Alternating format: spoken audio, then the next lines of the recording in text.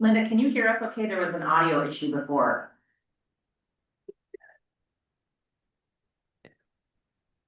Good, so. Connected now. Oh, please. Okay, it's working great. So that's what just started. Okay, so if there's public comment online, I don't think they have books. If you want to get public comment here or online, just feel free to join us at the podium so we can hear you better. Let us know who you are and where your residence is and spend a couple of minutes sharing your comments with council. If there's anyone online who's never done it before, same instructions, except you can do it from the comfort of your home and just unmute yourself. And go ahead and share your thoughts with the council.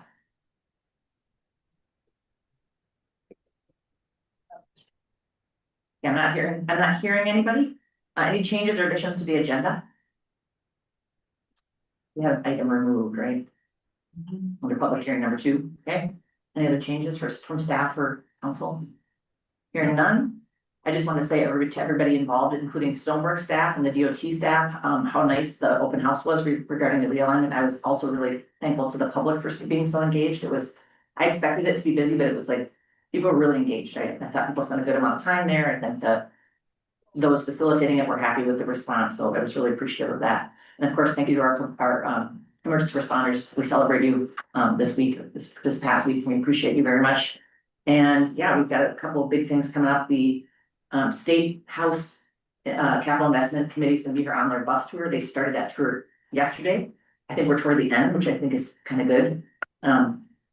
They are, however, going to be listening to the, what is it? What's the water?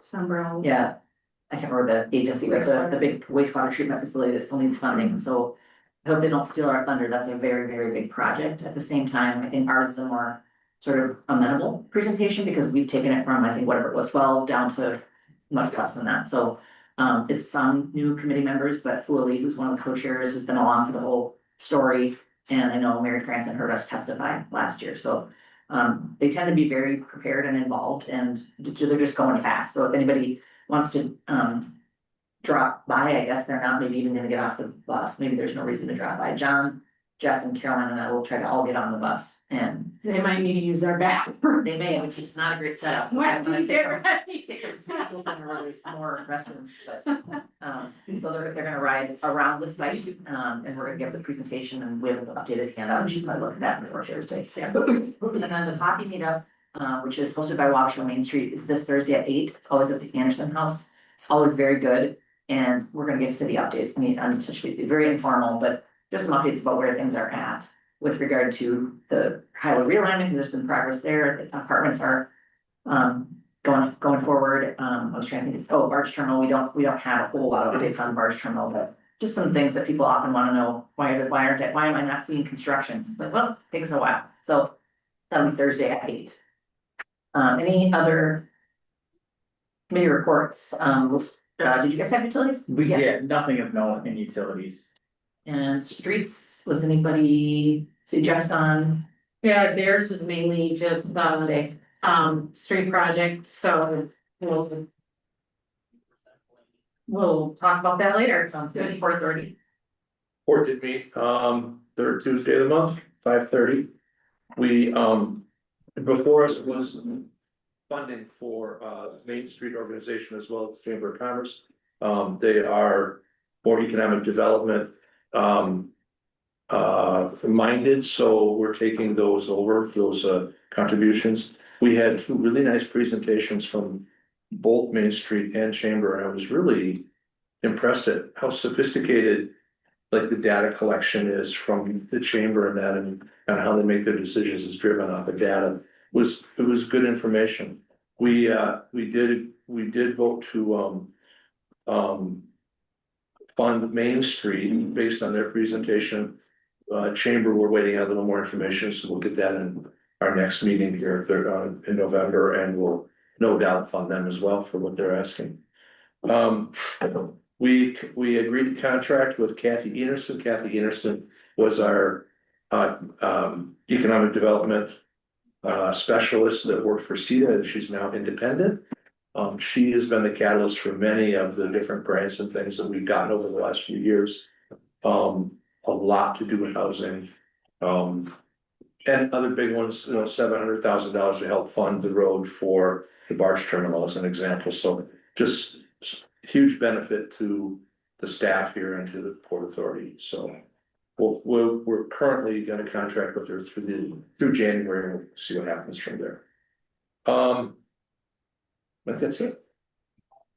Planning commission. We continue to review the short-term rental discussion. Hopefully we'll have a draft at this month's meeting, so next week, and then we should probably have a more public hearing in December, and then bring it to council in January.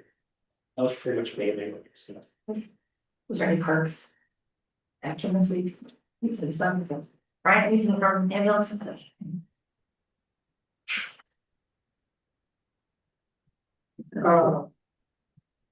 So I have some other stuff that Caroline asked me to print on, do you want that in the budget or do you want it now? We do that. So revenue numbers, Yeah, yeah, okay, now, yeah, okay. So we've hired 3 new paid on call EMTs, they're started. They're very eager to get going, and they have already been on a lot of calls. We're at 852 calls through the end of October, we had 84 calls in October. And we're up 82 calls over 2024 through October, and we're already above, the call volume we had at the end of November of 2024. We've taken 141 transfers. We took 119 all of last year, we've taken 91 ALS transfers, we took 60 all of last year. We're on pace to go over 1,000 calls. Revenue wise, I'll start with this year's. We're already over our budgeted ambulance services revenue by about $1,000. And so we're looking on pace, if we continue, our monthly average will be close to $500,000 for the year. However, some bad news. Because of the government shutdown, all Medicare claims that started, or that with the date of October 1st, through the government restarting, all Medicare payments are now cease to exist until the government starts running. Additionally, the Medicare add-on payments, which is an additional 3% on top of what we already get reimbursed for being a rural service, is also halted. Those payments have historically been retroactive. The add-on payments are retroactive once they restart. However, since it's something that they have to approve, there's no guarantee that when they start back up that they'll add that 3% back out. So this will cause us a temporary decrease in revenue. Our billing company has switched kind of some of their focus onto outstanding bills and other payers to try to help increase our revenue in other areas while Medicare is not doing anything. And then for next year, well, for this year, I guess, we're gonna be short about $16,000 from the hospital revenue position. And it is currently on hold indefinitely. They had some census issues up there, not having enough people, so it wasn't beneficial for us or them to be going up there. So right now, we're just on a pause until the census comes up. But on the flip side, we are only $18,000 for overall budgeted revenue that we need by the end of the year, which I have no doubt we're gonna make that. So I think that is all I had. I did complete the Office of EMS Ground Ambulance Collection, to get money from the state legislature. So, our amount was $178,000 and change. We still have to apply for that, we're not guaranteed that, kind of like the last one, it could go up. And depending on who applies for that pot of money, so we could potentially get more, but. That was our amount that once I added in everything, and that takes into account to our capital improvement plan. So we're looking at. Next, year, if they continue, it's for 2026, 2027. So next year, our amount should. You know, maybe be a little bit less because we're paying our ambulance wasn't in that year, but that's where we're at with that, so. Once that opens up, we'll get that applied for, hopefully get. That money as well. Great, thank you. Questions for Ryan? All right. Yeah, very good work. Okay, and ballot committees, any other general announcements? Also? Oh, it's an announcement. Okay, good. Oh, yeah, and yeah, so, Joe, do you mind coming to the podium and talk to Jake? Will you come to the podium? As I thought it was like- No, you might say, yeah, it was a great All right, tonight, we're recognizing, Officer Kenny Jacobs for his 5 years of service to, the city of Wabasha. It should be noted that he's also got, 5 years experience before he came here with, land use, so we, and, in the 5 years he's been here, he has been our, night shift officer. He's also the head of our TCD, program, does great work with that. He's been awesome to have around. I you know, I have 10 years experience. His work is always done timely, complete. What's kind of cool about Kenny though is just the attitude he brings, that you don't always see out of a 10-year vet. He's got a positive attitude when he's walking into work. I don't know if he just puts that show on for me, but he's convincing anyway.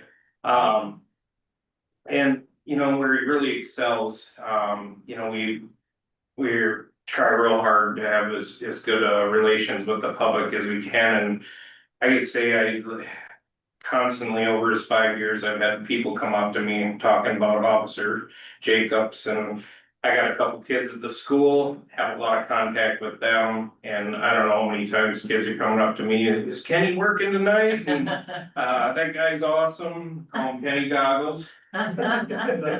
So, but that's awesome to have those contacts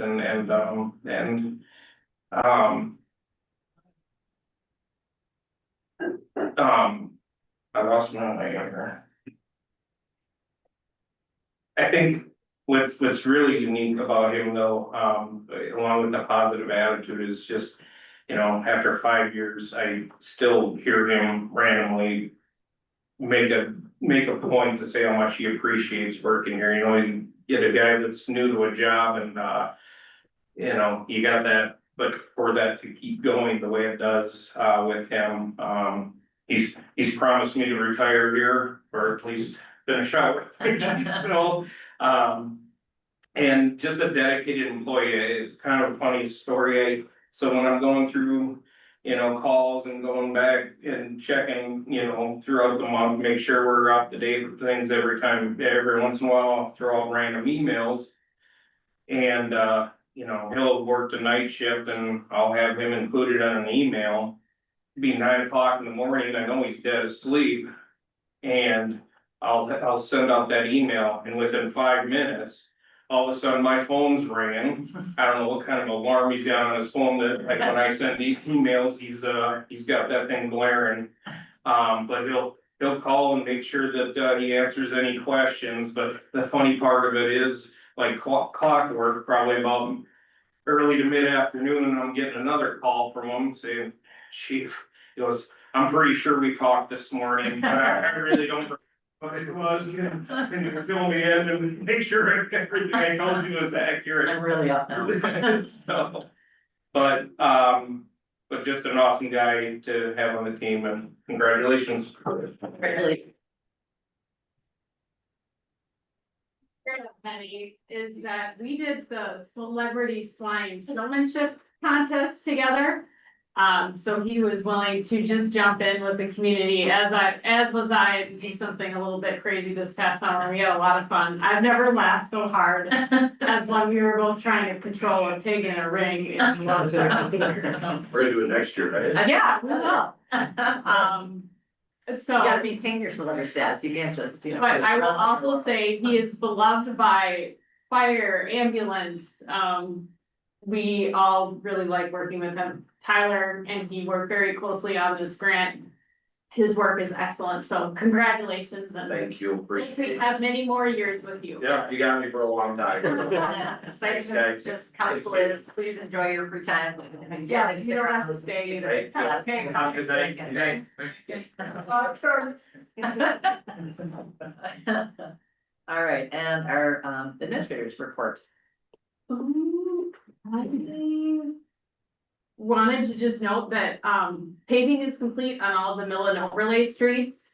And then they're completing culvert installation on Wabasha. Except for 11th Street. They're unloading equipment right now. Are they? Okay. Probably tomorrow. All right. I was like, I just drove by there. I didn't think it's done. Okay. Almost done. But I think they're making good progress and getting it done quickly, which was the hope. I do have a little typo in here, but I've gotten a lot of asked what's going on by California Oberlin. They're building a truck wash. And all plans have now been approved by our engineering staff for that, because they're gonna be, they needed a special wastewater treatment plan and we had approved the final engineering plans. Yeah, that's it. I get asked a lot about the apartment building. I've included a link to the general contractor that was selected. They've applied for their building permit. And we're now saying December, it will be torn down and we'll maybe do something when we have that date and let you guys know, so. Yeah, I looked at their some of their housing is much larger than our project, but their senior housing looks like about scale, and it's very nice work. If they're out of Hopkins, Minnesota. All right, with that, we have a consent agenda that includes transfer of $111,701 in public safety aid from the general fund to the capital improvement plan. Capital improvement fund, the attached squad truck bid for the squad, an additional $2,000 for a squad setup for 2026. The November warrants, the regular city council minutes from October, the gambling application for the school for the prom raffle, Minnesota paid leave addition to our personnel policy, purchase of Wabasha Fire Department portable radio through the reception center grant. I think it's funded 100% by that. And then a resolution authorizing the execution of the sub-grant agreement for the warning siren. That was Riley's good work on that grant. And then the 2025 assessment resolution. Do we have a motion to approve the consent? So moved. Thanks, Dean. Second. A second by Tim. Any further discussion? Hearing none, all those in favor say aye. Aye. Opposed, say no. All right, we have a public hearing now. The public hearing is on a franchise fee ordinance. Karen, you want to discuss this for anybody who's on? Yep, it just, basically at, as part of our budget discussions, you requested that we increase gas services and electrical service fees to raise $25,000, so that makes basically a small adjustment across the board. And the benefit of the franchise fee is it more evenly distributes the cost of capital improvement services amongst nonprofits, or kind of not traditional taxpayers. So it's a fee that goes on everyone's electric and utility bill. So it's a rather small change, and the goal is then, and that's part of our budget discussion, that if it's approved, then we can lower our taxable contribution by $25,000 to the CIP. All right, with that, we would open a public hearing at 6:28. Just like a public comment, if you want to make a public comment related to this item, you can share that with us from the podium, or go ahead and speak into your mic. This is our second read on this. We confirmed that we don't need more than one fee, right? Where do you? Yeah. I know we talked about it, but that was in the budget workshop. Any public comment? Is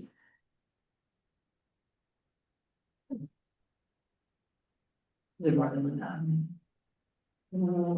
Just Us. the engineers. Okay, yeah. All right, I'll call one more time for public comment. like the longest minute ever. I will close the public hearing at 6:29. All right, and we took forestation code off of our public hearing for tonight. Those will come up in December.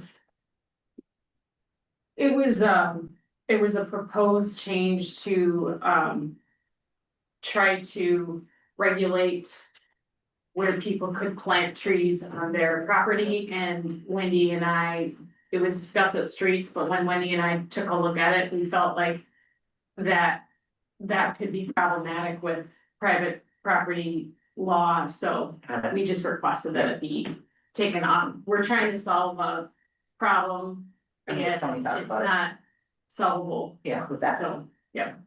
All right, so now, for general business, we do have this final adoption available to us for consideration for the franchise fee ordinance. There is both an electric and a gas. I don't know if we should do those separately. Don't we have to vote on that one? No, That's what we're doing right now. That's what we're doing. Yeah, sorry, Gene, I jumped from franchise fee to franchise fee here. So now we're on 9-1, and I don't know if we need to motion these independently. We'll have to do that. But we need to close the public hearing. Yeah. It's closed. Oh, I think I did. I thought you did. Oh, you did. Sorry. Yeah. We're closed. Yeah, So, so the 10-1 is the vote on the subject of 9-1. One, yeah. right, Yeah. I move We to good? approve the ordinance changes Second, to bold if you to want. both, okay. second. Any further discussion? You good, Dean? We're now actually authorizing both of them. Yeah. Okay, yeah, I'm sorry, that was a little confusing. All right, hearing no further discussion, all those in favor say aye. Aye. Opposed say no. Okay, so we are excited to talk about our highway realignment. We got Tim here from Silver, and he is gonna help us to identify what the public feedback was, and I know many of you were there, probably discussing it. Welcome, Tim. Yeah, thanks. I shouldn't want me up here. Sure, it's just so much easier to hear and see. Right, yeah, so I'm Tim Robertson with Norwood Engineering. Obviously, I'm here to talk about Trump Highway 60 alignment, but a lot of you folks have met in the past, I think, through the selection process, but for those I haven't, I appreciate the opportunity to come down and meet with you. So just I'm gonna get it up, just give me 1 second, because for some reason it's just passing the tab. yeah, while you're doing that, I'll just, you guys are familiar, obviously, with the project, long-term goal of, the city to, address the realignment from Highway 60, we realize that. We've been working on this project for about the last, about 7 months or so since we were actually selected and got on board.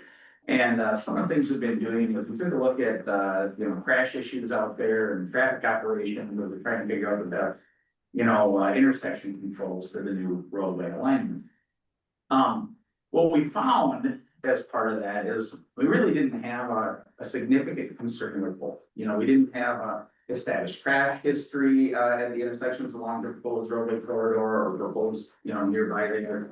And we really didn't have a traffic volume issue that we needed to address, which gave a lot of flexibility to deal with actual, intersection control and what the alignment's gonna look like.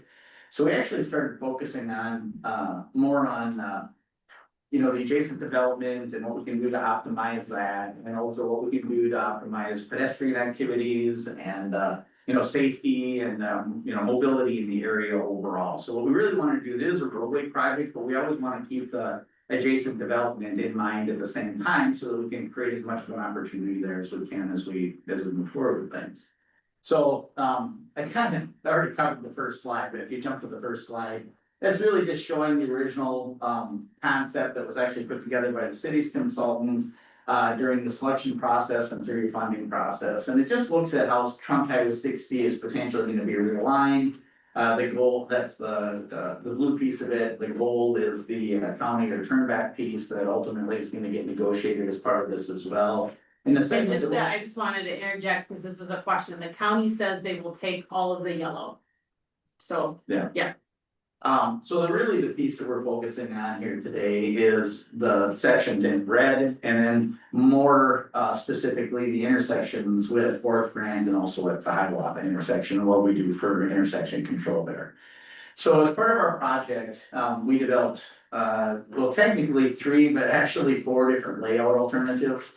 And I'm just gonna step through those briefly and tell you, why we ruled out the first couple, and then talk to you about the last two and why we think, they're good alternatives and something we're gonna talk about. So, and hopefully have just an open discussion, I can answer any questions you guys have.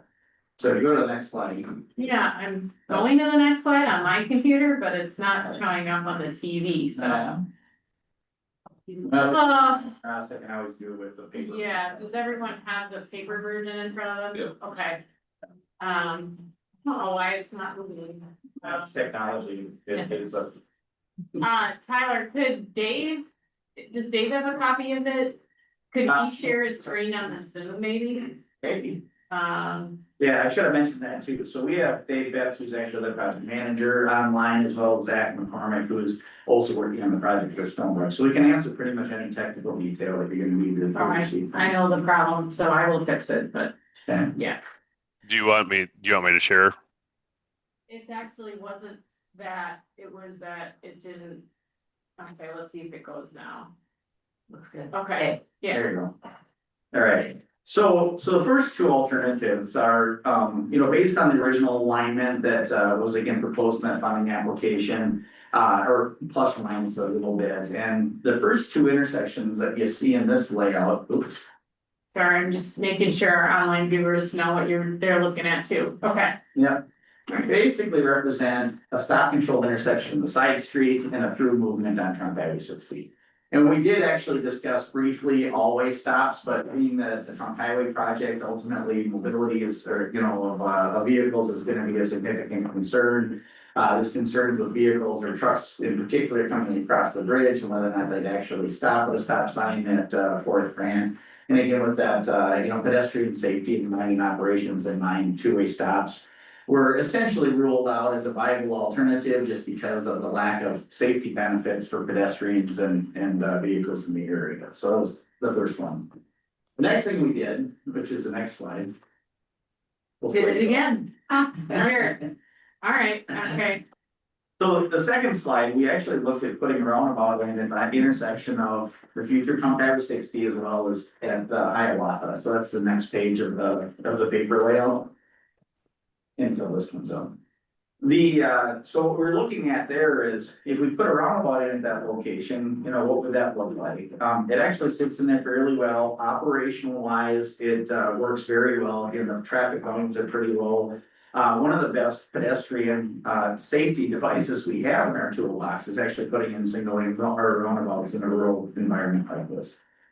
We did also discuss signals at these locations that they were ruled out very early on because they don't come close to meeting warrants that would be necessary for funding for both the installation and the long-term maintenance of a signal. So we really left this with a stop controlled intersection or a roundabout as alternatives.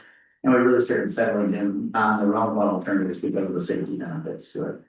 So the roundabout at Fourth Grant, we like that alternative a lot, and honestly, in some preliminary discussions with the DOT and internally, we started saying, well, if we, instead of terminating the project at that Fourth Grant intersection, what if we consider putting in two roundabouts and having another one located there? It would be a great opportunity for a gateway coming into the community, and it would certainly provide a tremendous amount of traffic calming that was going through the area.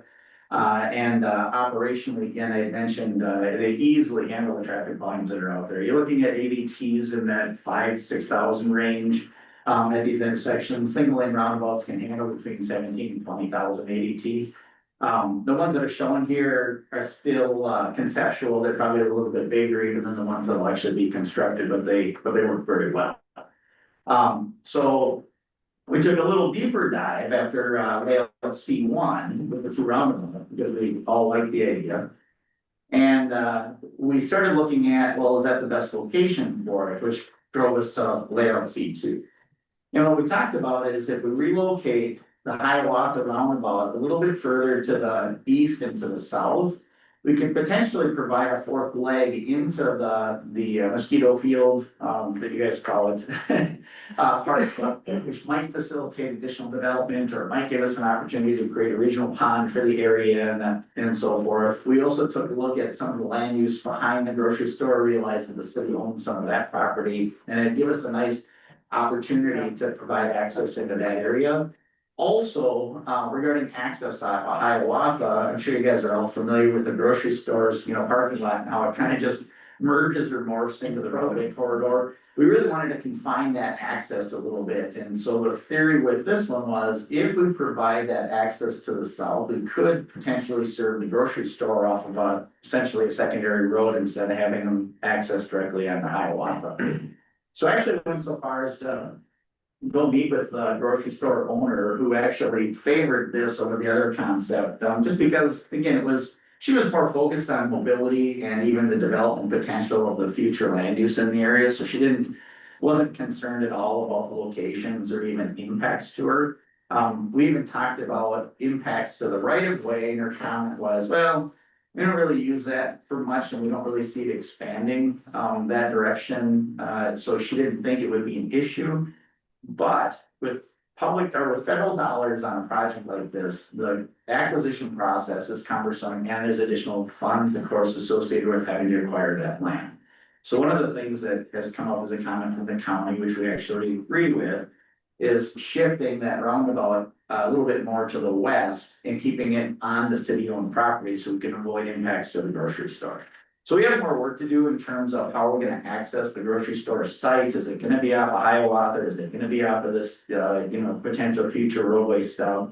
I think those things should be fairly clean and easy to work through based on the conversations I had with the grocery store, but that was one of the reasons we like this. The other thing is that by pulling that roundabout out of the park property, it created even more potential development opportunity, right? So it gave us more open space, more options, I'm gonna call it, as far as what that property looks like in the future. It's less impactful for it was kind of the theory with that, so. So that actually lends us to recommending layout C2 as a preferred alternative that we would then pursue further. We develop fully do a layout, we get cost estimates together, we work through the process and then ultimately go into the design phase of it. I know one of the concerns that it came up was the dump site and the fill material and stuff that we're dealing with there, which is actually the next slide here. So in this scenario, the area in yellow is the area that's been investigated by Vermont Intertech and been determined that there is debris material that's identified there. Dave would have a lot more of the background and knowledge and experience as far as what they're actually encountering. But that's kind of a footprint, if you would, of what's being impacted out there. In the brown area, to the upper right corner northwest of that yellow is the area that's still can be explored that they haven't finished the investigation in that area.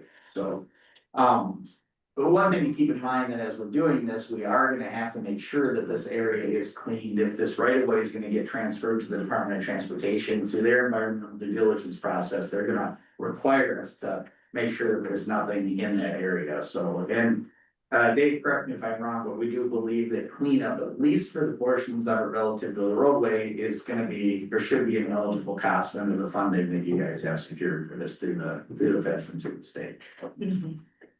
So, yeah, any questions for me yet, or Dave or Zach already? Yep, me and the mayor and Dave all participated in a conversation with the environmental assessment because it impacts the future development, Tony was there too. and Tony was there too, I think they felt optimistic that it's all things we can overcome in the future, so it wasn't the worst site they've ever seen. Yeah, I would say, if I could really quick, the other thing I would tell the council is that the only real contaminants that they were coming across in relatively significant amounts were PFAS, which, but other than that, there wasn't any real VOCs or things like that would be a major concern. Yeah, the Ron folks, kind of question, could it be that this site is contributing to PFAS in our general water? And I was actually thinking the opposite, and Dave kind of brought that up and said it's probably a chicken or egg question. We know that the Mississippi contains PFAS, so we're right there, so I think the general thinking was, it's been a washed out site it's been flooded for a very, very long time. Right. Right. Okay. The timing again, the schedule, I started around talking about this, so we were trying to pull this up, but. We really started the concept development, this spring and worked through the summer on the information that you see now. The open house was held in October and we received quite a few comments, nothing, earth shattering or overly concerning. Our next step is to identify the preferred alternative, which we're trying to do tonight, so we know which one we can actually move forward with. Followed by, we'll continue to refine the layout and develop more accurate construction limits and cost estimates and work through the geometrics approval process with the state of Minnesota, because this might become their roadway in the future. And then we would expect to roll into the detailed design phase, where we're actually working on plans and specifications for it, and then the idea would be to have it under construction in 2027. So it goes pretty quickly. So I understand that C2, you wanna move the one by the grocery store to the northwest. Yeah, we'll probably just slide it west as far as we need to avoid impacting the grocery store property, Okay. And it might have to slide a little north depending on, what the construction limits look like out there, but we're just trying to avoid impacts to them. The impact is I'm sorry, going from. How about, The impact like the lot sizes and stuff like that there. One thing that was brought up to me by my wife, God bless her soul, was the park and ride. If you have noticed the vehicles that are sitting up there, Mayo has increased their bus services. They're running 2 buses out of Wabasha right now. And one of the things, the question was asked if we could establish a parking ride there at this location. Yeah, well, that's a good, I mean, I think we've all probably been thinking that along the way, because we know there is that use there, even in the concepts that we way back. There's recognition that parking is utilized, so I think we just keep that on the table as we look toward the development plan. I would like to see, can I buy something out at the, by the American Inn, put parking right out there, rather than on our property. But it's not Mayo's funding, so. It's third party. Right. And then one procedural step is we actually have to officially vacate all this land, so that's gonna be coming up, I think, in December, and Christie's preparing that. So as you can see in green, those are the kind of the old parcels that we need to vacate, so working on that. Yeah, and they're all under city ownership right Yep. now, so. Get back to parking and riding and stuff like that, when this first came up years ago. The question was, where do we put the trucks? And we always said that we parked on all that on Commerce Street, this wide street out there. They can park out there. Has that come up at all?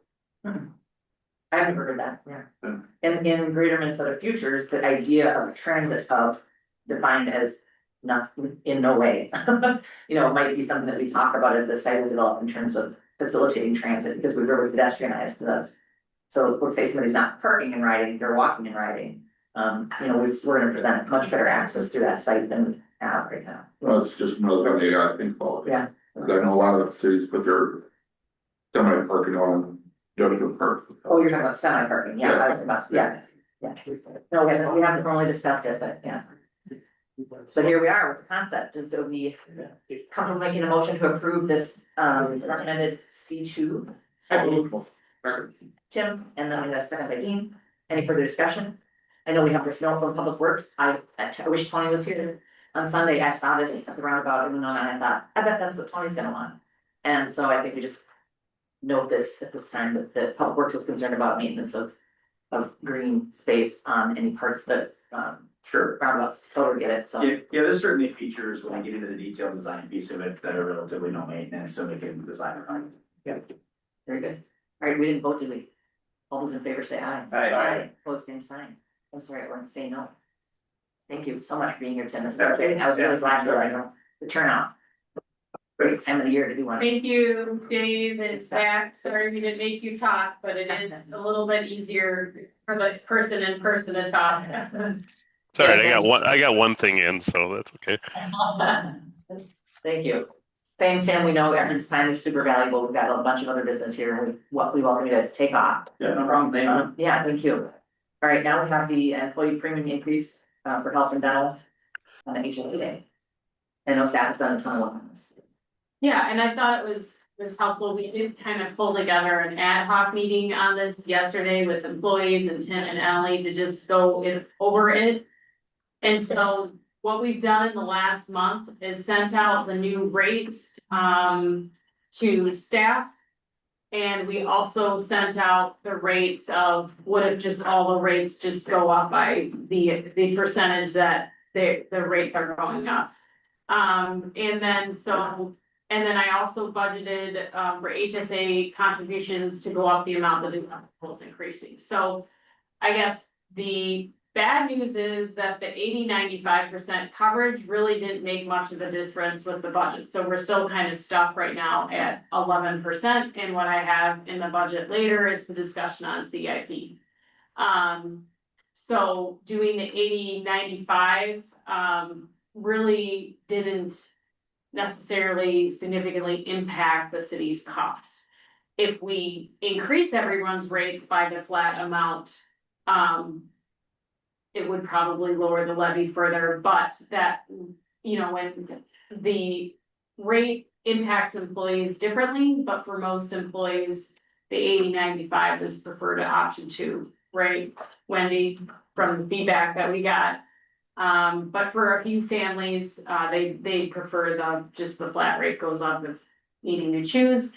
And then we discussed at the ad hoc meeting that employees rely on that HSA contribution and we're hoping that amount increased. And then dental went up 7%, so I'm just recommending that, you know, we pick a percentage there too moving forward and in future years. And we did receive the cost for the Southeastern Minnesota co-op plan, and we're really hopeful that would be a new option that would bring our costs down.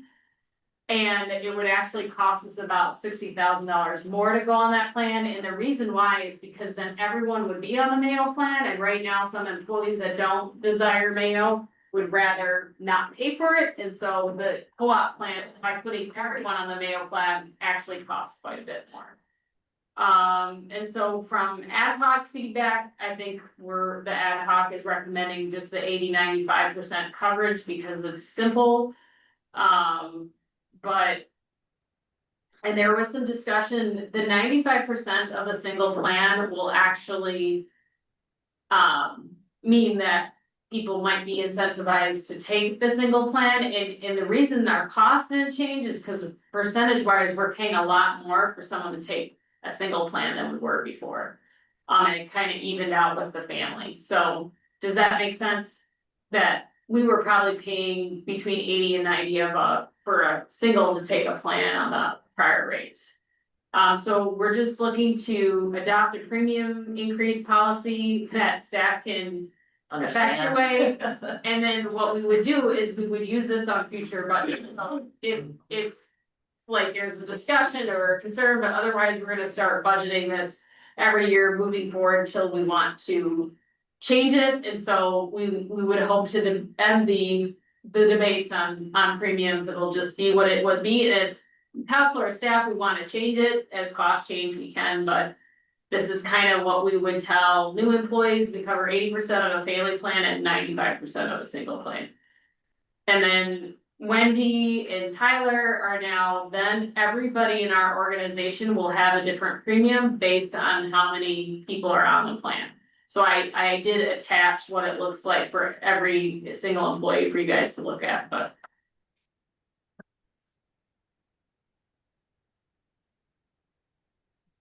I just advocate that as an employer, we come up with something that's straightforward, that people understand when they sign on here, we're not gonna dicker about their benefits at the end of the year, just as a budget, measure.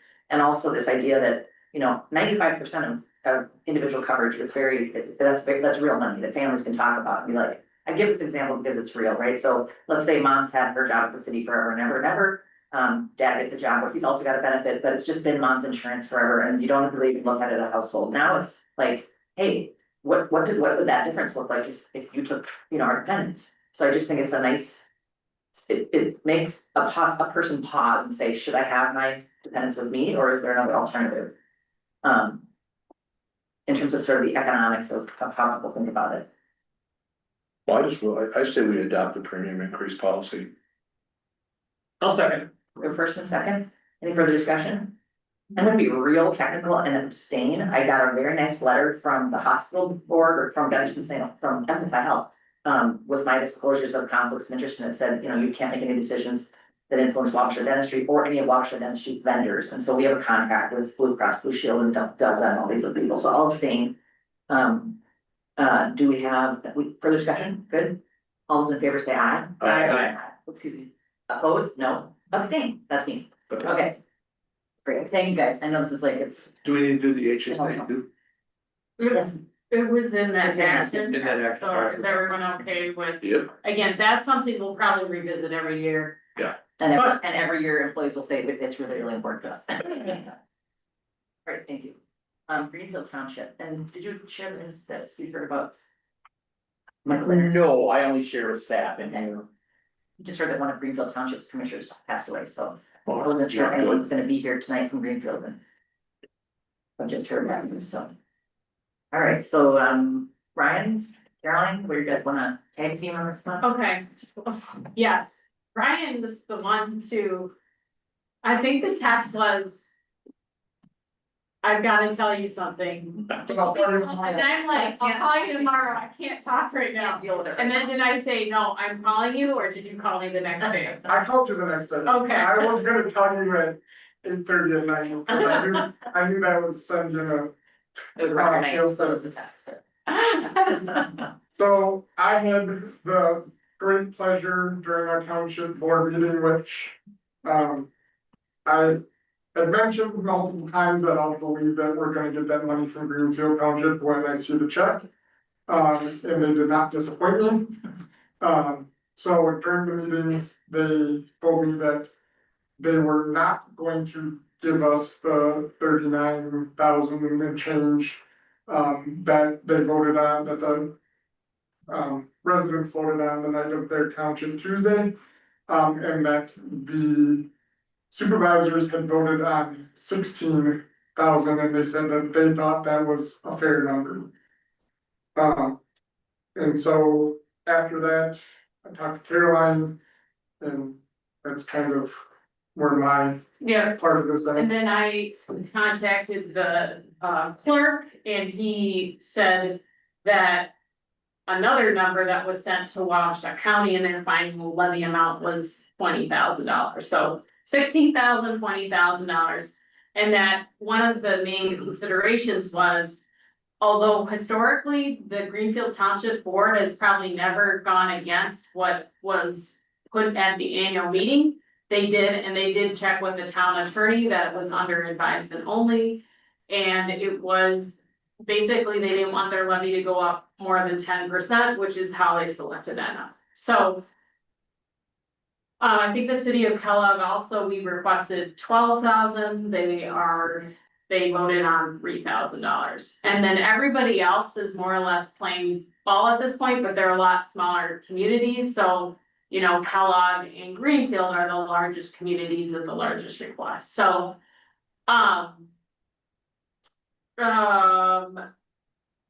So here's some options. You know, do Greenfield Township residents know about the board decision to go against with what was there? I don't know. And they approved their final budget in December. Yeah, and so. There's no changing the levy, so they've levied for this amount, there's not really any way to change it. Well, we could change their budget. Yeah, I guess, and take it out of reserves or something like that, but. And then we have obviously discussed what's the process look like for removing townships out of the ambulance area that will not contribute. What's the official? Well, yeah. The state advises that it's not, they don't advise it, but it can be done. We could ask Plainview to come take that part of our PSA. Well, we would right? give it up and then somebody else would have to take Take it up, it, yeah. which. What I can tell you, I highly, being that they were on an island and not connecting to any other service area, that no service is going to take one singular township. So what I learned further, according to the city administrator in Dodge Center, who's experiencing the same problem, is if we give up Greenfield Township, theoretically, anyone can come grab it and not have to be based here. If we negotiate someone take it on, then you have to negotiate to actually be based there. That's how he explained it, but I think Holly used the word no one wins, it looks ugly, etc., but it is something that we could get more facts on. I think the challenge for us is just that came up with the policing issue is like, someone might be literally dying over there, and then what are we gonna do, like, you know?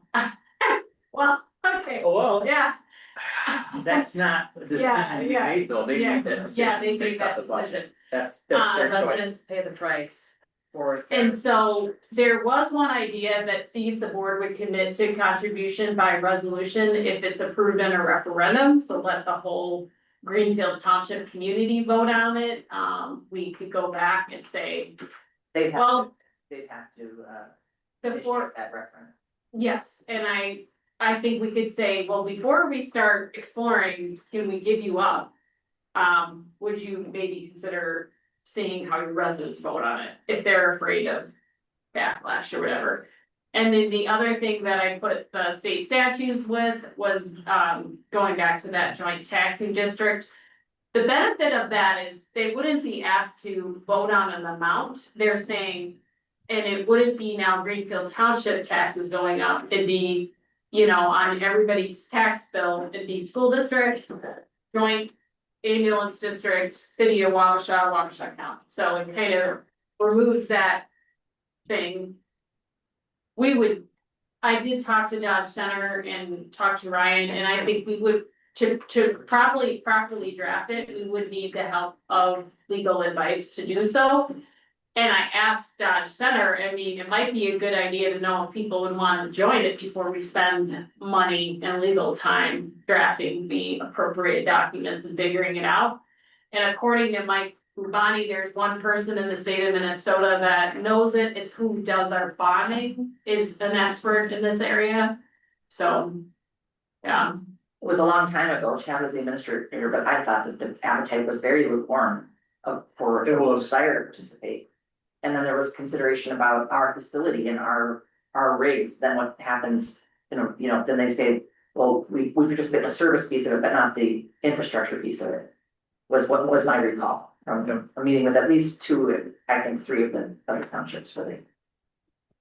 And I think Chad had had discussions with others. I don't know if there's. I think Jeff asked me, it sounded like, could we see if the county would sign on to it, and then everyone would be forced into it if the county agrees to it, so. I don't know,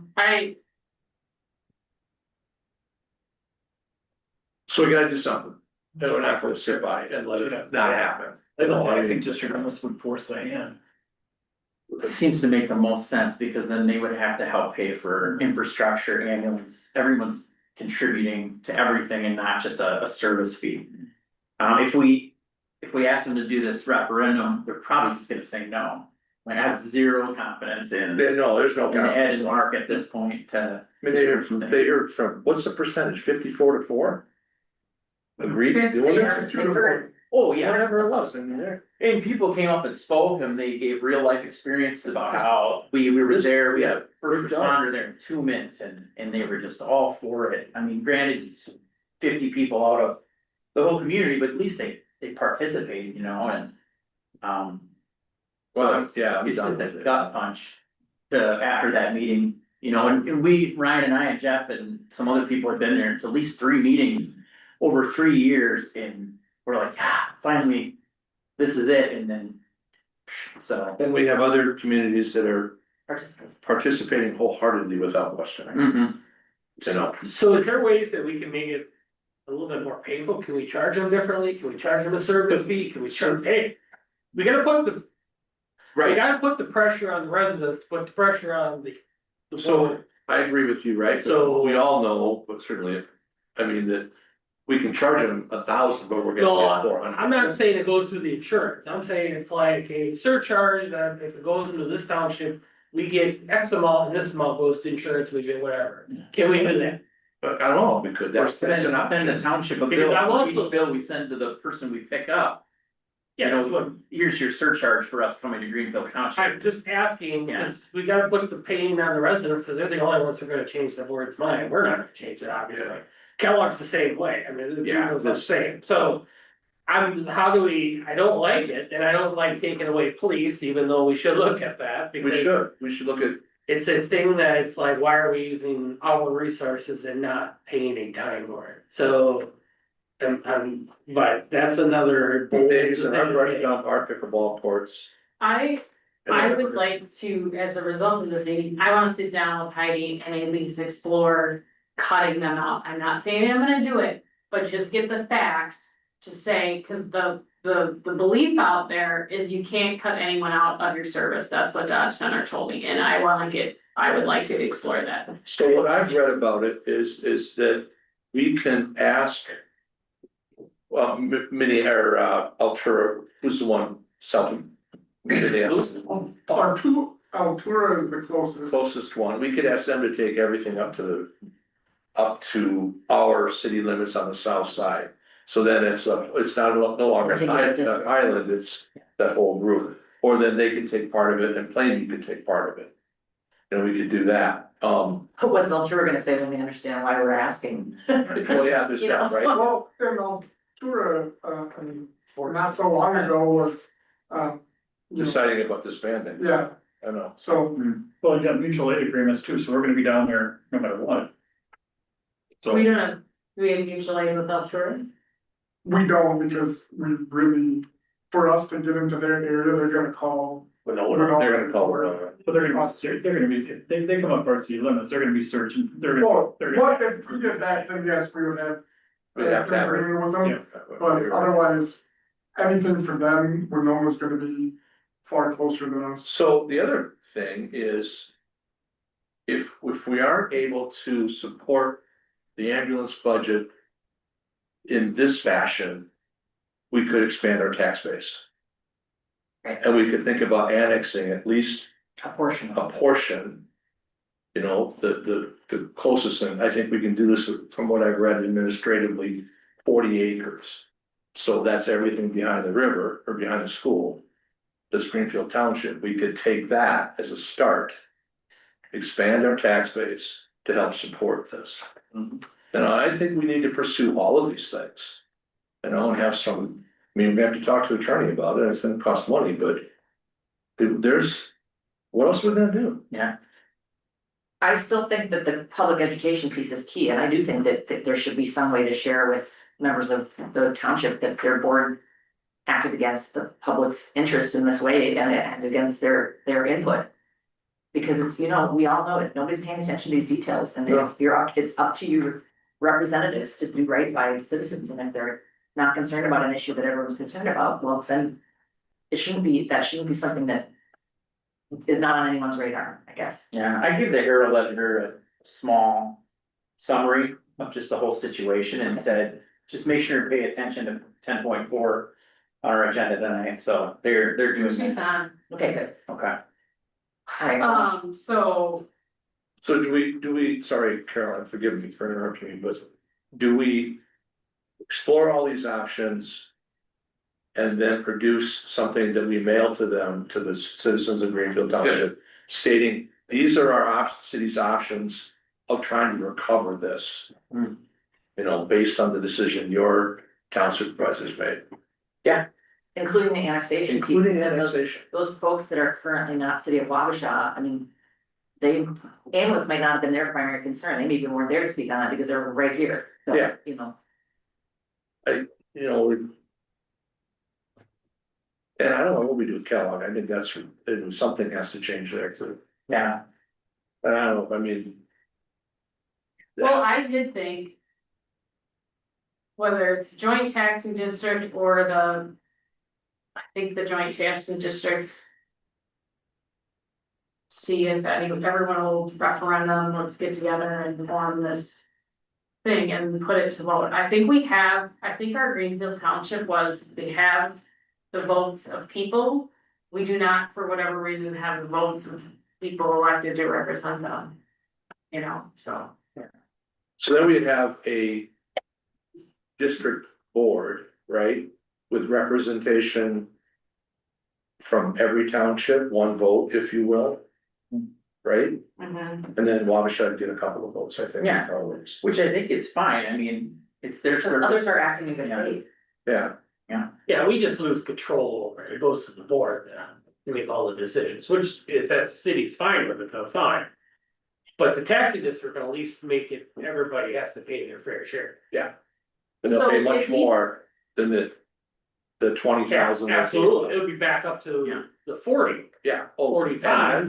Yeah. Yeah, I mean, More I'm than just saying, it's, yeah. And one good thing that the state legislature did, although I don't think that money's gonna be there for us in 2 years, but at least this year.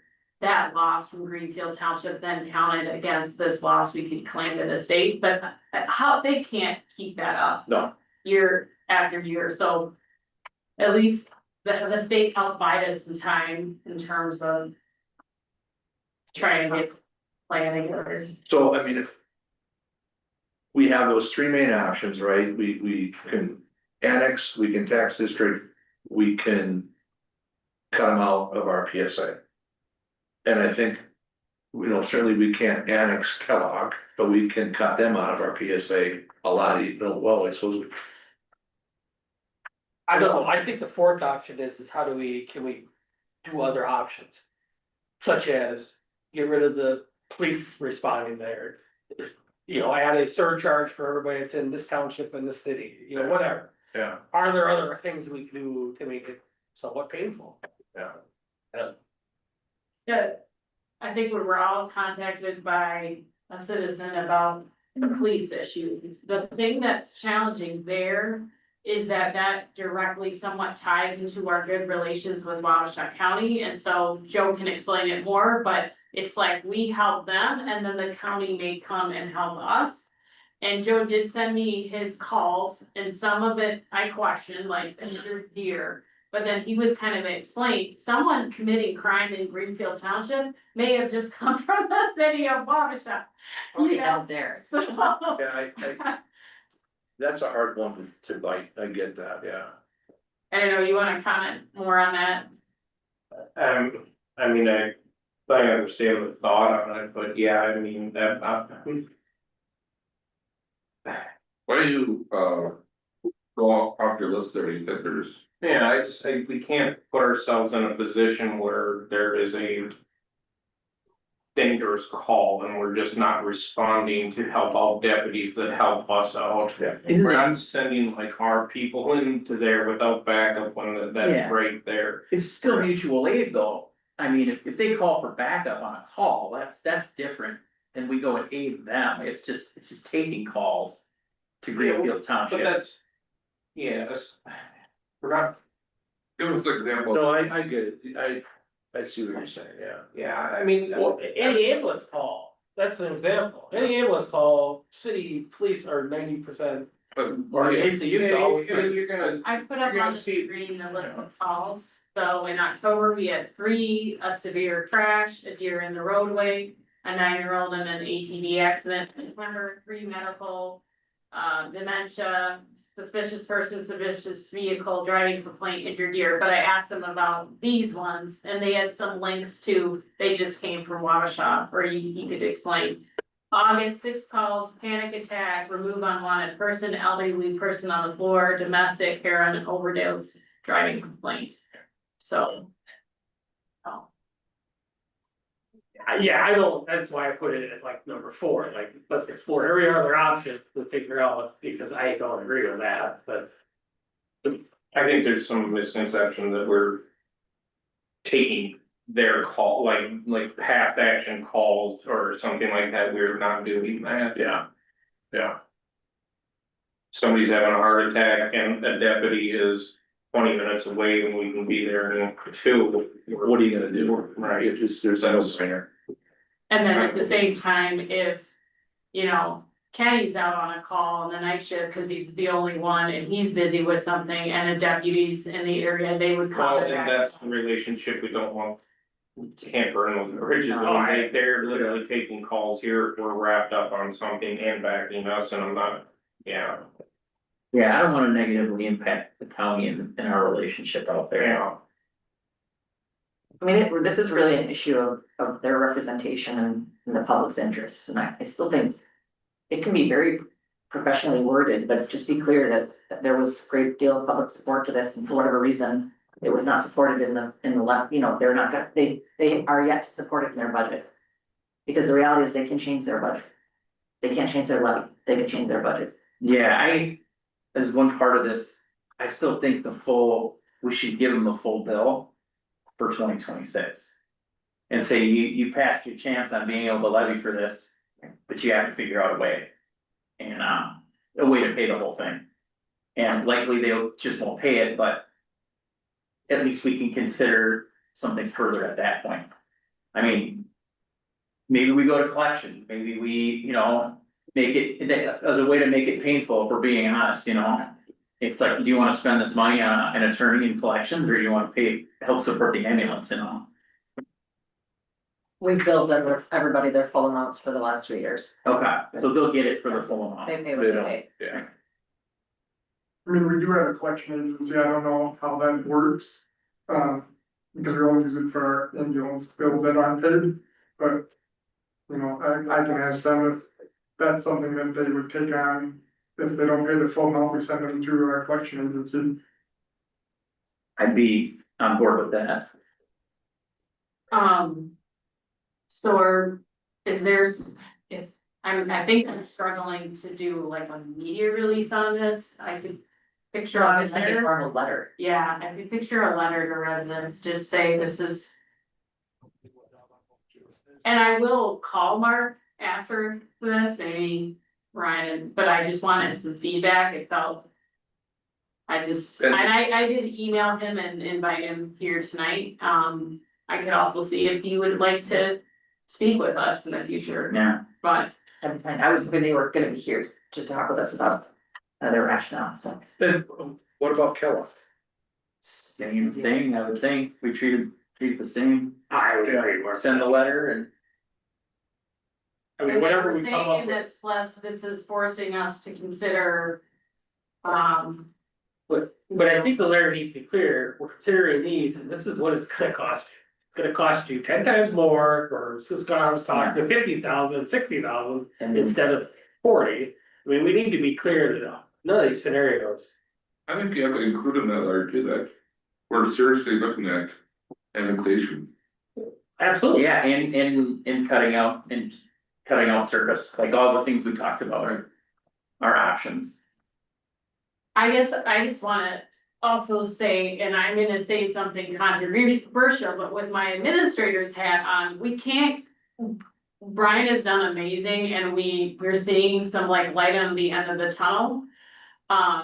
We can't jeopardize our service. But exactly, like I am concerned, this is why we work so hard on it, like someday we all need to fall if everyone can't join together, but. Which You was said that, Chad's same, Yeah, Chad's you same know. concern. like, this council supports the ambulance. But is the council in 2 election cycles eventually gonna say, you know, why are we doing this? Let's look into giving up our own service. You know, so.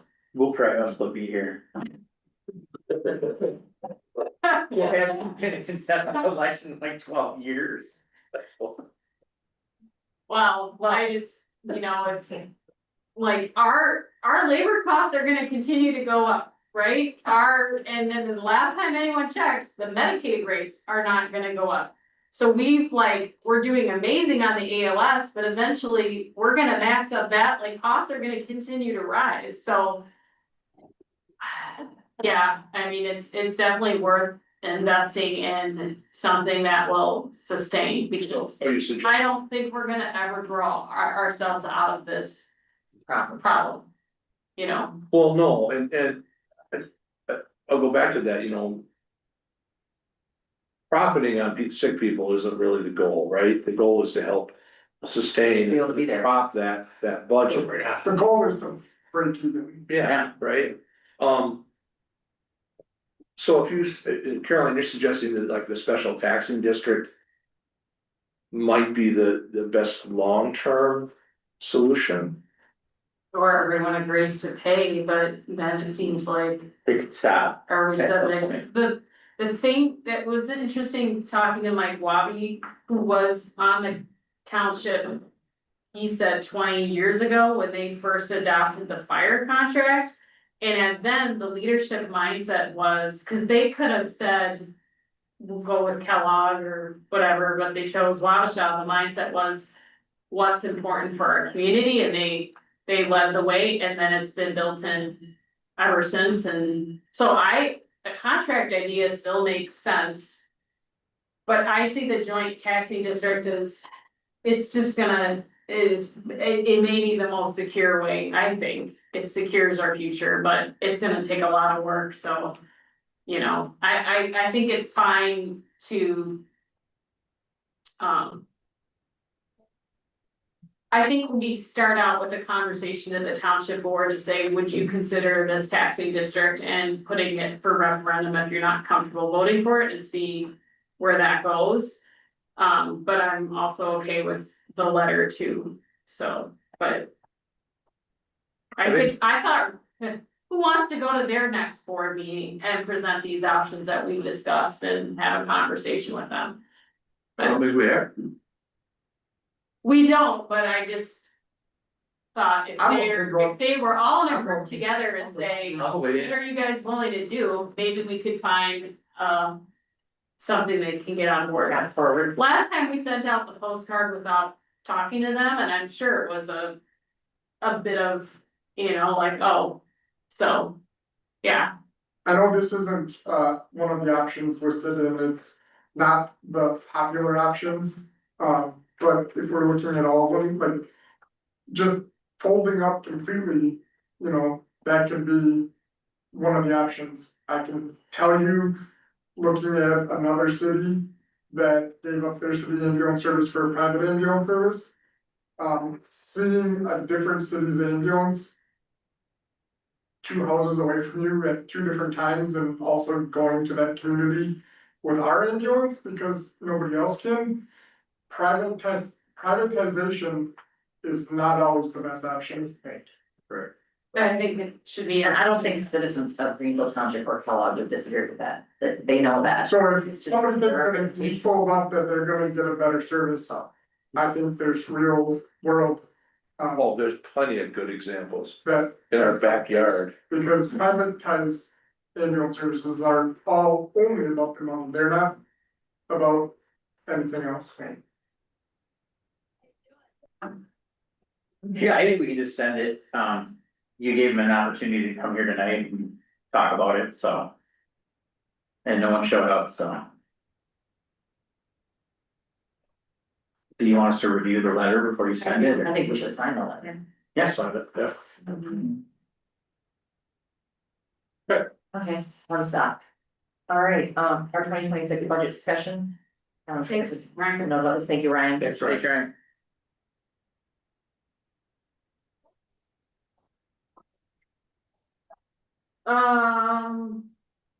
Yeah, I think with all that's come in, so in the first scenario, and Tyler put this together, so if we take the, Mike and Bonnie suggested, and our plan says we need this, but if we take the amount from the savings and just invested in the CIP, that's an 11.42% increase. And then the first scenario is the CIP contribution is $270. You did approve the $25,000 contribution. So we can, in the final budget, just the goal was to take 25,000 additional out of there. That's not in any of these scenarios. And yeah, we're stuck at 10 or 11, so the question is. I'm assuming everyone wants the budget for the franchise fee as the $25,000 deduction off the CIP, that's why we did it, it represents Yep. about 1%. And then the second question is. Do you want to take the bond savings this year and invest it in the CIP or leave it off and again, hope. Kind of deal with what the budget looks like next year. I think. Our hope is eventually the Port Authority comes off the levy next year, 2027. That's the goal. But yeah, we can't guarantee that. So, Is the bond savings the thing I asked about last time? Where- Yeah. Okay, thank you. so, with the bond savings, it's 11.42, but then again, we can deduct that 25,000, so we'll give you the final, I think we're just looking at guidance. There's not much else we could do, we took out Main Street, we took out the chamber. I went through everyone's year-to-date and made a couple minor adjustments, we're gonna roll everyone in healthcare and put final numbers for healthcare in there. So. I guess then that's the determination, Mhm. what we do with the CIP. What are the numbers for Port Authority, if they. $60,000, Yeah, 61,000. so it's more than that difference, so. Yeah, we're almost there, right? Yeah, we had a lengthy discussion about it last meeting about this year, and we're just not there yet. I'm speaking out of turn and I say that I think if we had all of our permits in place and we knew we were gonna start digging. Building the terminal next year. Or if we were farther ahead with that, but we're not.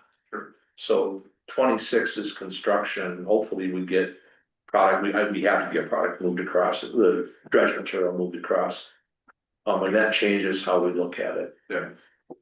And not to get too much in the weeds, but our costs continue to go up. Right. The longer we wait to build this terminal, the more we're gonna have to finance that. A year ago, we had to pay for it. We don't anymore. Any other input for staff? I guess I'd like to know what do you want the CIP contribution to be, you want it to be. Do you wanna, Mike Bubani suggested take the savings so the levy doesn't go up, I think Mike is probably aware we kinda have this unknown with the Port Authority levy in 2027, so. But we're always looking for those things. Yeah, every year, We're looking for one of every those year, so. magical things we can do, so I would probably stick with Mike's advice if we can. I'm with you on that, I mean, I'd like to see the final numbers, but I would to put the savings into the CIP. CIP for now. Okay, well, the final number is gonna be basically 11%, we're talking 10, 11, 9, So it's either gonna be 10% or 11%. Yeah. Yeah, with the. This, I just need to connect to the different server, but I can give it to that information. See if I can get on the private so I can pull up the budget, but yeah,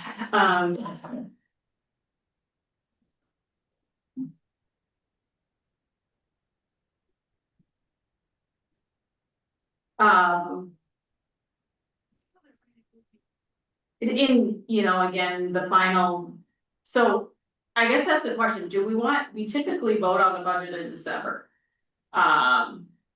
And so, are you wanting to do a special meeting to approve the budget this year? It feels like you're all We almost need there. it, especially, No, because we already pretty much know it's either Yeah. 10 or 11, right? Yeah. Need to come up with which way we wanna do it. yeah. It would So, probably be that one. CIP related question that's left, I mean, we're not gonna be able to negotiate healthcare at that point for. No, What else is there? Yeah, that's, you want to just shelve that question for December and then you guys will have final numbers, the 25,000 needs to get plugged in, then we need to get everyone's actual healthcare plans. And then we'll be good, but if healthcare doesn't change, but we take that franchise fee savings, showing us we're at 10.5. And then, yeah, if you take off the bonding difference, it'll probably get us to 9% or something like that, so. Against the advice of our financial. Well, it's not reasonable, I mean. We might need that next year. We don't know what's gonna happen to healthcare in 2027. Yeah, we don't. When you were Right, right, so that 33% increase. was 20,000, they shorted us. Yeah. From Greenfield Township, so. Yeah, I guess if we had an extra, if Greenfield Township had shorted us more than $20,000, we'd be at 9%. Yeah. We're working on making it up. Ryan did Appreciate your good upgrade attitude. his revenue amounts to make up for that, and we did also cancel the hospital contract for next year. We also had high hopes of paramedics in the ER, and that was gonna give us this new revenue stream, and just, I think, being a smaller hospital, and it just didn't work, so it's unfortunate too, but. That's the other thing that I will say Mark has brought up frequently is why don't you go ask the hospital for a contribution? And for a while, we were talking about this program, but I think. We had a meeting for that. I think this is the way that they can contribute and it didn't work out, so. I don't Well, know. maybe that's something we revisit in 26, but. Right, I mean, I don't know how big of a census change needed to happen for it to make sense. I mean, you know, they're a part of a large system now, so they're doing everything they can to take on patients whose care is appropriate for our hospital. They really are playing ball in that system, so they'll be changed there. I don't have never been privy to the details about like, well, how many? Yeah, I don't know. Yeah, so. It was, I think that basically, yeah, the hospital doesn't have all the stays that made sense, but it was. I don't know, it was just, I think it works better if the ambulance service is also the same entity as paramedics. I think it works better if it's one company. It was definitely a little bit tricky to try to make that work, so. All right, well, I think we're all okay with, you know, working numbers, anticipating we won't need a special meeting, that there's just very little here at the end. I really appreciate everybody's, you know, kind of being on the same page about like, we can't just wiggle with people's benefits in December, you know, that's not possible, they have to have done open enrollment, so. Feel better about Yeah. future years conversing with that. All right, Yeah, we took a lot out of the budget. We're looking at the same number is because we got healthcare costs can backfire, Greenfield Township canceled. It Go. was- Cancel. Yeah, so it just like, we couldn't move it as much as I had hoped, but. So can we go back to that for a minute with respect to Greenfield Township and Kellogg? Are we gonna send the same sort of letter to Kellogg? I mean, we asked for 12, they gave us 3. Yeah. What did they say to you, Ryan, when you came to a meeting asking, could we have the full amount we requested? You know, we already told you what you're gonna give you, and you came here asking for more money. And I'm like, yeah, well, that's correct. Yeah, we showed up. And maybe it's a different. Yes, we're totally on the same page. Unless we can. It's Make maybe it a little common, we can do different. two just- separate ones. Yeah. Yeah, a little bit. I did feel better, Dodge Center owns their ambulance, Casson is a larger city for them, they're struggling with the same thing, they couldn't get everyone on board. Their message to everyone is like, well, we're the littlest town of the least benefit here, Casson's much bigger, we might just need to like give it up, but you know, they're closer to Rochester and. Yeah. So I guess if there's consolation, everyone's struggling with this, so. And I do think there will be some state investment because it's not an easy problem to solve and it's everywhere, so that, I don't think we should feel hopeless about that, Brian's been a good advocate, so. We just don't have control over that. All right, Fire Relief Board of Trustees Municipal Membership Designation, looks like, we need somebody from council and. Our clerk is willing, great, Yes. and Wendy, do. Do you go to meetings, Wendy? Correct, How many? or there's at least 2 a year. This is for the board of trustees Oh, for fire relief, not fire. Right, not fire. right. So this is in regards to the. Their money and stuff, right? Pension and. So it's Okay. basically you attend meetings to learn how their pensions are performing and we weren't doing this before and the goal is that. And it was realized during the pension increases, like the city's on the hook to pay the difference if those pensions aren't performing well. So the goal of having in its in-state statute, more than just the fire department, is so the city has eyes on it, cause we would be expected to make up the difference if they're. So I think it's mainly presentations on from Julie who's investing on how the pension is looking. It's no big deal, I did it, I'm trying not to take anything too long, but. I can take a shift, I suppose. I'll do this one. Thank you. Hey. Thank you, Brian. You guys do all that stuff before and I can do You it. basically bring a cup of coffee and just listen. That's- You are a voting member. Yeah. I might stand so I don't fall asleep. Thank you. All right, now the building discussion. And the local sales tax implication. Okay, so, what I've got, and I wasn't necessarily expecting a vote, but the dean feels ready for a vote, is as discussed. And you weren't at this meeting, Brian, we got a lot of negative feedback from the community, but a lot of it is, I don't want my taxes to go up. So there's this option of the local sales tax, which has several processes. First, you approve the resolution, then we take it to the state legislature. They have to approve it, and then next November, it would appear on a referendum to the whole community. Would you like to approve this 0.5% sales tax in support of the project? But we do have to pick the project we're moving forward, because that's gonna formulate the referendum question. So I took the template, I put 2 resolutions on here, you have to demonstrate the regional impact of your project. It's kind of hard for City Hall because. Like, we just, I don't know, we support all of it, you know? So it feels funny, but anyways, I did my best, so I put language in there, it says we have to prove it has a regional impact. Well, remember, everything the city does is administered through this building, so I mean, it's Yeah. part of the facilities Yeah. of our public. And the ambulance was obviously very easy to show a regional impact, cause that's what we're really struggling here. We did get updated estimates from the sales tax department, and we can expect to collect $280,000 a year through a 0.5% sales tax in the city of Wabasha. They must have done those estimates based on information they had. And so according to my calculations, it'd be, if you did the combined building, about a 25-year loan, and there might be like a $20 annual impact outside of the sales tax, but it'd be mainly covered. If you did ambulance only and new with the most expensive options, it'd be a 15-year loan and no property tax impact. If we went a cheaper route of, we're gonna rehab it, it would be a different number.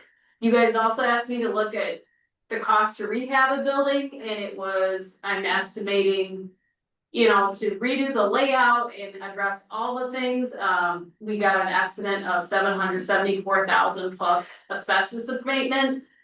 But I think basic maintenance to just maintain the building, $380,000, which I don't think is bad, but that's not changing the layout, it's like, we're just maintaining it. Yeah. Ryan looked into adding on to the ambulance building, cause that was, I've gotten feedback on that, why can't we do that? There's a utility line running behind the ambulance garage, so you couldn't build out the back. And then the trade-off would have to be keeping the building at 2 ambulance truck bays instead of 3. And then Ryan, do you have anything to add on the rehab question? So when I talked to Pat, he came down and kind of walked through the plans when he talked to Christie. The sewer and water line do run, right in between, Dollar General and the ambulance garage. Pat said, you know, any engineer's gonna tell you, don't build over the lines. He's like, can you do it? Yes. He's like, would it be recommended? No, because even if we did build on the lines, we would have to significantly decrease how much we can go off because they have so much space on either side if they were to have to dig them up. So therefore, like, it's not just where the lines are, it's how far they have to dig, so it really decreases the amount of space we can go that way, and then with the fire department. In addition, they put that big exhaust vent, so that kind of, I mean, we can't have our building right up next to their exhaust vent, so that decreases the amount that we could go towards them as well. Just spitballing ideas, and this is just my idea, this wasn't anybody else's or anything that was brought up. Because I was just looking at all the options to do anything different with our building. And I thought about if we vacated that Allegheny and switched it, but then, Pat pointed out, like, those are XL lines and they're big lines, they're not going to want to move them, and if they are, it's going to be very costly to move them. And then there's still the sewer and water line in the street. He said, however, that one is like, was a future one to go to take the water from the skier field when that developed. So he's like, it's not being used right now. But fair. So, But the alignment for 60 might, Yeah, right. we need it, so it's kind of one of those. You're very hemmed in, I haven't even thought about the lines. yeah, so, that really decreases how much we could actually go that way. Because of that, and even going, if we're keeping the building if it is trying to extend out a little bit more, we can because of the XL lines there, so we're really kind of pigeonholed with how much we could actually expand in any direction, around the ambulance garage, because we can't go out of the parking lot, because that's already too small for two services anyway. You know, go ahead. And then Ryan did just explore if he kind of did a manufactured type building, the building alone, we estimate 1.5 million, but that doesn't include, you know, all the extra things like that utility engineering costs, so. I think the tricky thing with the short time frame on the local sales tax is we do need to pick an option. And again, the feedback that I get and the survey, I think where I'm struggling is just like nothing emerges, something where there is support, but yet we need to address the issue. Well, I'm gonna sound like a broken record, but one thing that we have not kind of put in front of the public is the idea that a combined facility does start the development of that athletic field redevelopment. And that was a example given by a community that, you know, they bickered about combined services, and then finally the decision point was they were redeveloping, and it's kind of like either we get into this development or we don't have the opportunity to have part of that development. And just by virtue of process, they end up being the first facility to really get underway, and that was good for this is one community, but just remember the community, we're gonna find ourselves in that position, we're gonna decide if we're willing to be the first to build, essentially. But it ultimately was good, you know, essentially what happened is that the city facilities became the center of that development, it gave the development a center. Brad Jackson. It was Washington State, I think. Oh, cause I know Jackson, when they redeveloped the downtown, their combined fire and ambulance, because when I talked to their director, a pay issue like a while back. He said that when they built their building, their new building, they built the combined ambulance and fire station as a part of their redevelopment of their downtown, and it really, Makes sense, yeah. them progress the rest of their downtown. Yeah. And I think building by building, it's so abstract for people, it's like, well, I want the cheapest option, you know, just do the cheapest thing. If they're not thinking of it as sort of the purposeful development of the community, having city services and right in this center, you know, I'm not saying the center of this athletic field, but the center of all this commerce and plan development, so. Is there some kind of deadline about doing this tonight? January 31st, would be the deadline to say to the state, we're moving forward with the local sales tax option. And that's the first step, and then, Yeah. okay, I just. But we have to identify the project, right? Yeah. Right, that's why I just don't know if we're ready tonight, Yeah. because we don't know. which option we're gonna do. I'm with Emily. I really have this vision of a government campus as part of that redevelopment on 60 redevelopment. And I still think we need to talk about a city-owned home for our police department. And right now, our combined concept includes space for them. Yeah. So And I we also would've- agree to that. we would have secured that. Because we have pissed away probably $300,000 on this building already. I think we've had 3 new roofs, Yeah, or 2 new roofs. We have fallen now. We have no place for our files, they're out in the garage. And it was never a good idea to come down. We're gonna move it up, yeah. Even moderately interesting agenda, we don't have. Year didn't move up here. I'm not real sure, so it was, I think it was like 84. If I had to guess, it'd be mid-80s. Okay. Cause I remember. You know, And we're still not- the paint We moved back. company. We moved back to the. I back to that years ago, when it came up for sale. And it's pretty cool building. Yeah. it is. I mean, maybe all for that, but I mean, seriously, we still have to spend money for security. We don't have these windows secured, we don't have that door, we don't have that door, we don't have the windows back here. We spent $55 or something like that for the security in the front lobby, and it really doesn't do anything. It doesn't really do that much. It separates It staff. protects the staff. But when it's if somebody wants to closed come off. in, they're coming to these doors, not to the old. Yeah. So, No, those are locked during the day. yeah, You can still get yeah, Break the window. you So mean? that's my vision, I'm okay, at this point, saying, yeah, let's propose that as the project. and that's why I thought, we should just make the decision tonight, go see. I think it's important to start getting some of that revenue in from people that are visiting the city and utilize this, city. We had it once before, the process back then was, approved it, had to go to legislature, or it had to be voted.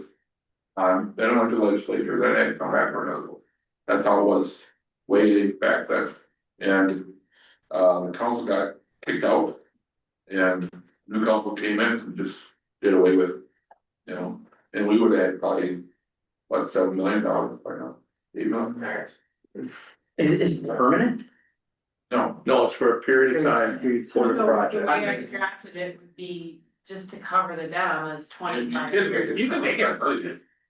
We can just have an increased sales tax and just. Once it's there. I think according to what I read, you have to identify the project and I don't think and it's, I think it's more likely half legislature, yeah, about. So those projects, can you include like CIP stuff? I did add in for the combined some money to address this building, but I think that's up for discussion as well, but could you add in CIP projects, only ones with a regional impact? So I'm thinking, what if the fire department needs another fire truck or Brian needs another ambulance, can we include that? I don't know I don't that think I've answer. seen that, I think it's for like infrastructure stuff. yeah, I don't think I've I've, never seen it for equipment personally, but, I've seen it for buildings, like I've seen it for parks, community centers, buildings. Never seen it for equipment though, streets. So. tourism, door and water. Rochester, I think does one. What happens if you don't do a project and you just collect the money? Do you have any I idea? don't know. I'm serious, I don't even know, I don't know what, or like if we decide to just do an ambulance or. And then we collected it for that specific project. Is there some I would kind of assume like- we would amend the request, for what the sales tax was using. Yeah, And so it- they say cut down capital on- projects and they must mean like buildings and stuff and not equipment, cause the equipment is kind of considered. Different, but you could submit more than one project, and then Once the legislature approval is given, revise and reaffirm your resolution. The resolution must be passed at least 90 days before a general election. And then step 4, pass a referendum to impose the tax. So it's also gotta go to referendum. Hold a vote at a general election Public doesn't within think it's a good idea. 2 years of legislative approval. Yeah, so everyone, What's the time frame that we have to have information if we're holding referendum? I have no idea. So yeah, there's that. we have to meet those guidelines. I So I don't know will, if you want more time to work on this or. if you I think will that's- say, I'd like to get feelings of if it's ambulance only or combined, and then we have more questions depending on what it is. You know, so, I'm combined, And combined, But combine 3 entities, city hall, fire, ambulance. or you mean police, Yeah, Yeah. sorry, please. but there's still room for fire, I keep losing the track. way I. Expandable kind of. You weren't at the meeting that they last discussed it, but they kind of felt like with what we learned from Wabasha County. We wanted it to at least start out with ambulance. City hall with room for fire and police, and so that's how I crafted it, it was room for. Okay, that's fine. Because Joe's pool, really don't wanna mess up a good thing, right, so, you know, I charted their department, in fact, they're telling us what they need in Darren, because they've got 20 years given their current status and. So I think that as long as the vision and space is there, and the building's being planned with that expandability in mind. And I'm assuming administrative that goes up, council chambers might even go up, and they're gonna save the land. Site area for Yep. the other departments, I guess. I'm still only willing to do ambulance at this point. what was that, Brian? I'm still just on ambulance only at this point, that's. Just where I really don't know where Jeff would be at, because we've discussed a lot, you know, I don't know where he sits on this issue, so if we wanna. Wait to be, you know, hopefully fully attended here next month, that's fine, otherwise I can entertain a motion on either one of these, and we can see if it fails. I'll make motion on combining. We have a second, I'll second it. any further discussion?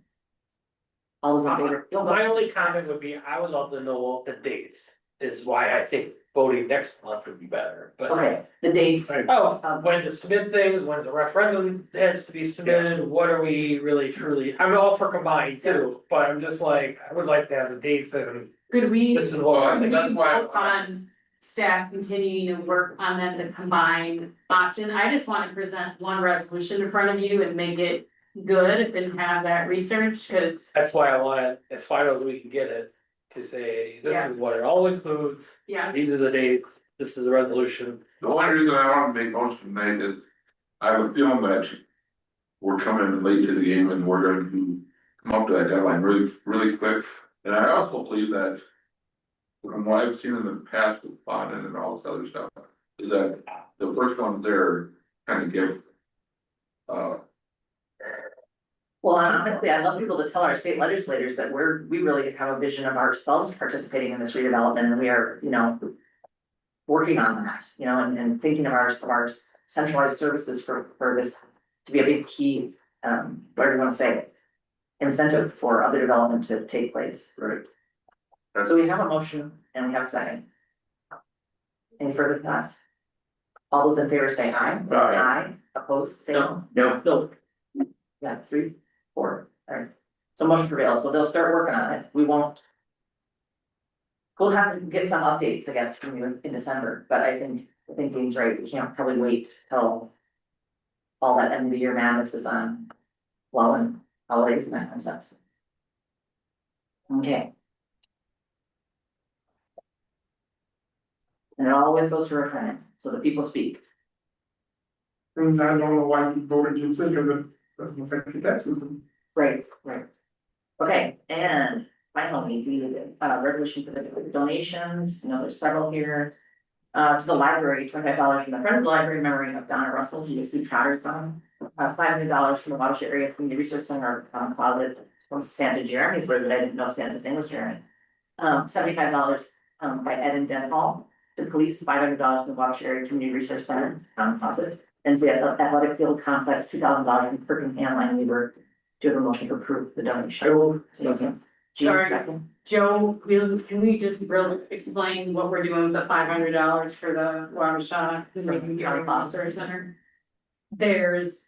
They have requested that the police have access to a fund that if someone needs to take a gas and only a police officer is available, that $500 could be used to buy someone to take the gas, so. Yeah. Very good. You want to- Second, all in favor say aye. Aye. Aye, opposed say no. Hey, I need some gas. He wants a Uber home. $500 tank. Feel much quicker. Thank you. Second. Thank you, Brian. All those in favor say aye. Aye. I need to change the gas.